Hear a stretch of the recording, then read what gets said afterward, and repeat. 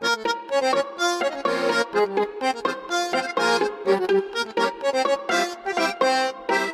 going to learn now about the Sfirat Omer. We actually have every day a class if you want to join. We pray Mincha at 6:15, and right after Mincha, in the evening of course, and right after Mincha we have a class about the Sfirah of the day, but more practical learning of the Sfirah. What do I need to apply? And after that we have a Zohar class. It's all in English if you want to join us. But nevertheless, we're now in the midst of Sfirat Omer. We're starting now a new week, the week of Netzach. We just finished last week the week of Tiferet, of beauty. We mentioned last week that Tiferet has two meanings to it, beauty and also truth. But now we're starting a brand new week, the week of Netzach. That Netzach can be interpreted in many different ways. But today we're counting Chesed of Netzach. And since the first day of the week is a very dominating one, because it's including in it the rest of the week what I need to focus on. So Chesed of Netzach, we can explain it as my success that comes from the heavens. Now most people, Netzach, first of all, the translation of Netzach is eternity.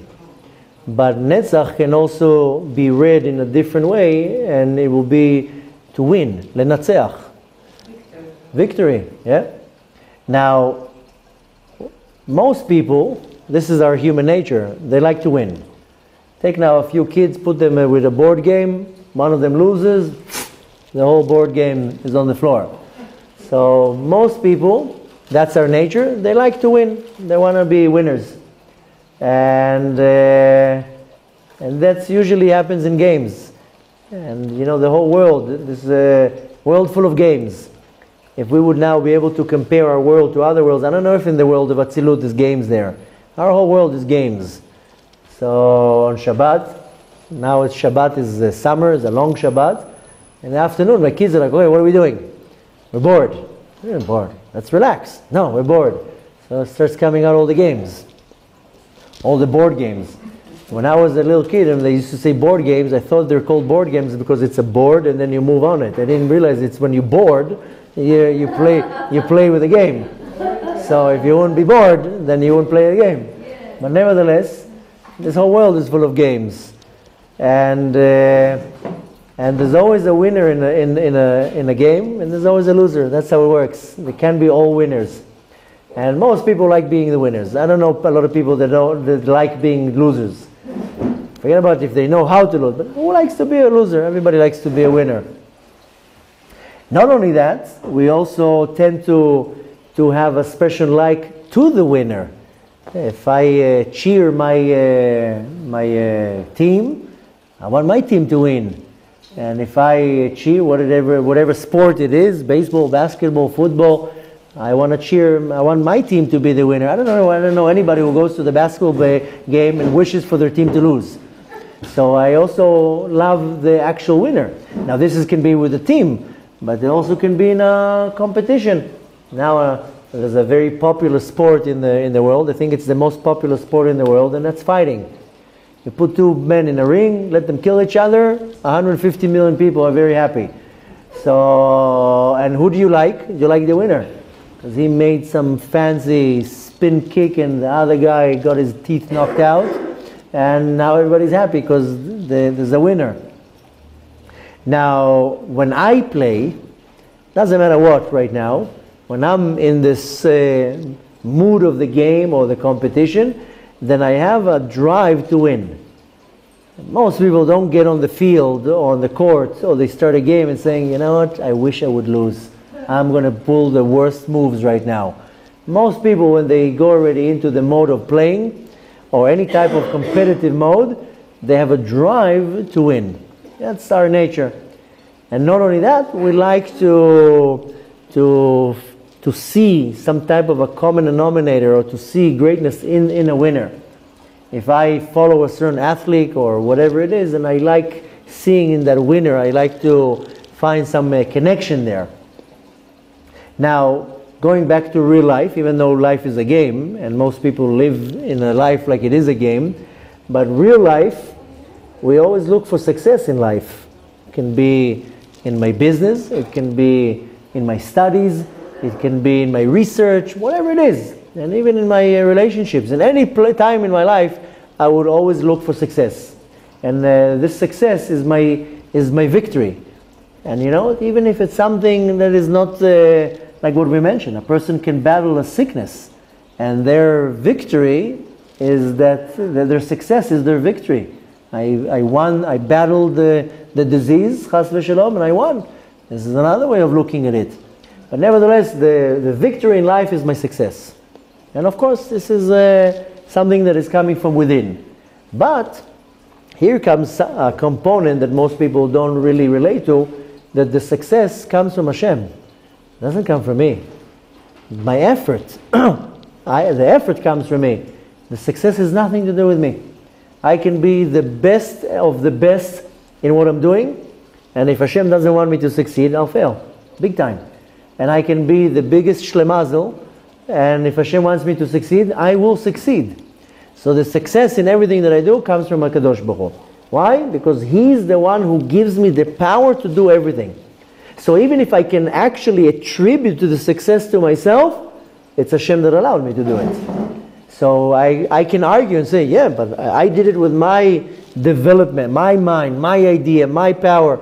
You are right, but who gave you the idea? Who gave you the power? Who gave you the ability? So I have to first of all remember that my success comes from Hashem, because He gives me the power to do it. Now, the word Netzach, which is the name of the Sphira, has a very close connection. All the words in the Hebrew language has a root. Sometimes it's a 2-letter root, sometimes it's a 3-letter root. So the root of the word Netzach is easy. It's the same letters, Nun Tzadich Chetz. But it has a resemblance to another word that also the root, and the word Hatzlacha, succeed or success, the root is Tzadik Lamed Chet. Very, very close to Netzach.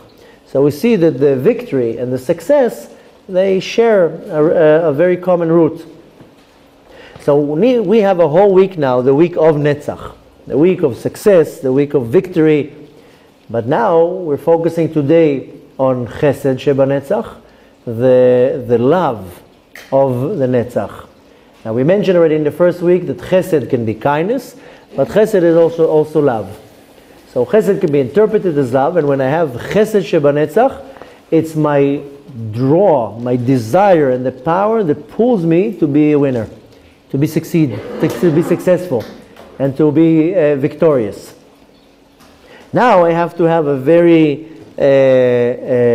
sharp way to sift, to make sure that the victory is coming the right way.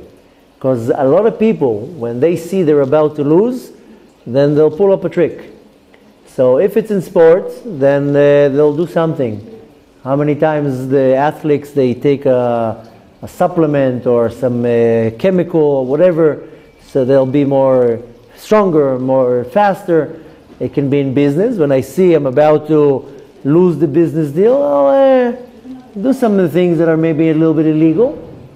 But anyways, when I see that I'm not about to win, then I can start becoming tricky, or lying, or cheating. So I have to know how to have a very smart, in Hebrew the word is borer. Borer is like I think the word in English, and correct me if I'm saying it wrong, arbitrary? That's how you would say? Arbitrary? No? I don't know. Arbitrary, nefarious. No, when there's a person who's not a judge, but arbitrator. So what would be the verb of the arbitrator? To arbitrate? Okay, this is borer in Hebrew. That he's not a judge, but he's let me look at both sides, and I'll see what's the best middle here. So I have to be an arbitrator when it comes to my victory.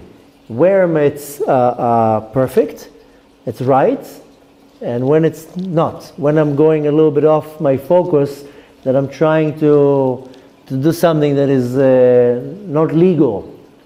And of course, not legal, I'm not talking just in the legal department, in anything, because it can be in a relationship, it can be in my self-growth, it can be in business, it can be in anything.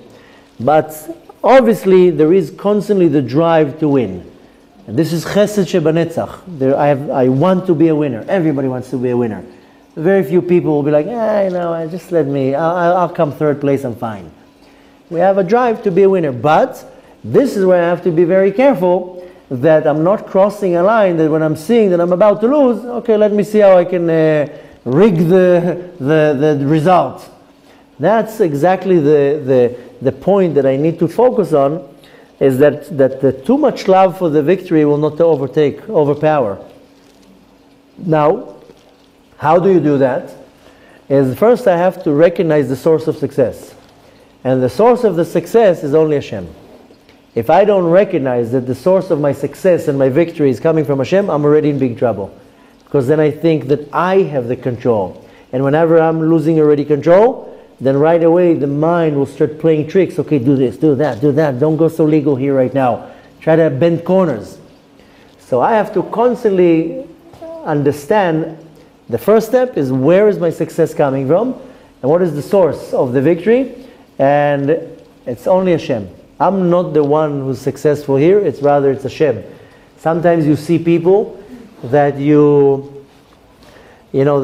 when I was a little kid, and I wasn't a great student when I was a little kid, and as my mother always used to say, not because you something wrong with your intelligence, too much choco, too much, I wanted to get in trouble a lot. Not that something was wrong with the brain. Rather, I didn't have the patience. Or they say you didn't have the tuches. But nevertheless, my teachers always told me, you'll be a nothing, you'll work in the garbage, that's what my teachers used to tell me, you'll be a garbage worker. Recycler. Yeah. So I had one teacher who kept telling me, you're going to work in the garbage dumpsters, the one who picks up the garbage. It's okay. But nevertheless, like you said, wasn't a great teacher. But I had different teachers that told me, you'll be a nobody. And the nobodies in my class are now the most richest people, more richer than all the ones that got the straight A's. Why? Because they went into the streets and made money. So there's always a joke that the ones that they have the street smarts, that's what they know how to make money. But nevertheless, a lot of people, they attribute their success to one thing, and really your success has to be attributed to the one who gives you the success. How many times you see a person that doesn't have much of an education suddenly becomes a multimillionaire? Because the success comes from Hashem. Hashem decided for him to be a millionaire. I know some of the people in my class we called them the geeks or the nerds. They were like straight A, mathematical brains, and they're now working in a bank or whatever. And the other guys, they were playing football outside. They have more success with money. And again, I'm just giving an example how whoever gives you the success is Hashem, and not your skills and your ability. You give the effort, and the Kadosh Baruch Hu gives the success, the victory. So I have to understand that I'm not the one, rather it's the Kadosh Baruch Hu that is the one. Now, practically saying, I like being practical here. I mean, when it comes to the Sfirat Omer, if I'm not applying it practically, then there's no point. I already mentioned it so many times that I have an opportunity, 7 weeks, to really work on myself. It's an auspicious time. I'm getting a 90% coupon, and Hashem says, refine yourself. And I'll give you every day, you refine one part, one aspect of your midot. And the next day another one, and the next day another one. So the point is that I have to apply what I learn. So when I want to apply specifically the Chesed of Netzach, which will apply for the rest of the week, is that kids are very excited to play. And kids are very excited to not only to play, but to win. I need to know how to awaken within me this excitement of a kid for the winning, for the playing. Most people already in their 50s, I already tired. Sometimes people, you see it now very often. So many people now making aliyah in their 50s, 60s, they have to start all over again. And sometimes, we just commemorated the Holocaust. How many people went out of the Holocaust in their 40s, 50s, have to start life all over again? So sometimes we also find that we reach to a point that I have to start over. And I need to find how to awaken this excitement of a child to have the desire of winning. Now, and in any age, this is needed. Yeah, a lot of people think, okay, if I'm in my 40s or 50s or 60s, I don't need to have goals, and I don't need to be excited about starting something new. It's the totally opposite. I know many people that after they retire, they start a new business, learn something new. Doesn't mean that if you're not young in age in your passport, then you can't have new goals and new places that you want to reach. So nevertheless, what I need to learn from that is that doesn't matter what age I am, I still need to put myself goals. And I need to put marks on my line where I want to reach. I want to reach to the next level. But in order for me to succeed in anything that I do, I have to have the drive to the desire of winning. If a person, we just spoke about now how many people are so depressed because there's no excitement to start something new. There's no excitement to see, I don't have a goal. I don't see a reason. When I have something to look forward to and I have a goal, then I'm excited. At least I need to develop the excitement to reach it. So I need to look at myself in my life. Am I excited? And do I have a lot of challenges, good challenges in my life? I know I have a lot of bad challenges. That's not my issue. I have enough of them. But I have to have constantly positive challenges. And it doesn't matter who you are, how old you are, where do you live, how long ago you retired. It doesn't matter. If I don't have goals in my life, then I'm stuck in one place, and usually I start going back. That's why retirement is not a healthy thing. People waiting to get to retire, it's not a healthy thing at all. I'm bored, just sitting there all day long.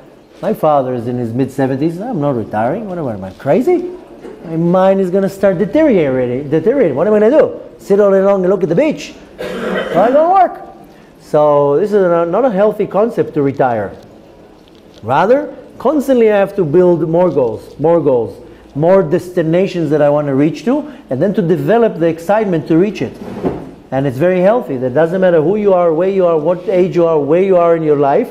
Is you like climbing a mountain. Sometimes you see these people who climb mountains with these hooks, and they stick the hook in the mountain, they pull themselves up, they stick another hook and pull themselves up.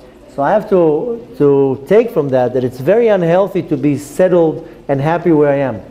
Because what happens is that I am going to be happy for a short period, and then right away if there's no excitement for something new, I start falling back. That's one of the many reasons why the generation is so sad and depressed, because you get the new iPhone, 2 weeks later comes another one with another feature, and you're running, and this is heaven, this is nonsense. But rather, instead of focusing on real growth, we're focusing on nonsense. So I have to learn how to focus on growth in my life. This is the power of Netzach, that I constantly have to rejuvenate this desire to be a winner. And I reach here, okay, now let's set another goal. Let me go over there, let me learn. But it constantly has to have in the back of my mind that the success is the Kadosh Baruch Hu. If I'm not including Hashem here, I'll never be successful. And if I'm successful, it's not going to last for long. Because the success has to be attributed to the Kadosh Baruch Hu.